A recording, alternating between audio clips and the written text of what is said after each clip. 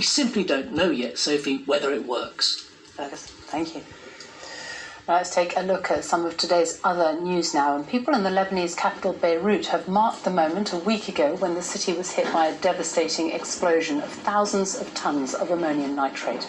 More than 200 people were killed and hundreds of thousands left homeless.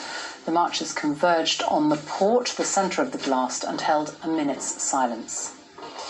Belarus's opposition leader, Svetlana Tikhanovskaya, has fled for Lithuania as clashes between heavily armed police and demonstrators escalated during a second night of protests about the contested re-election of President Alexander Lukashenko on Sunday.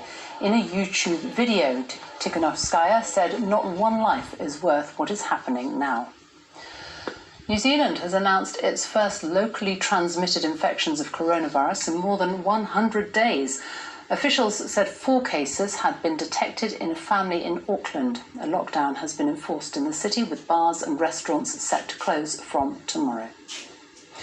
Scotland Yard has said it has no further lines of inquiry in the Stephen Lawrence murder investigation and that the case will now be classed as inactive.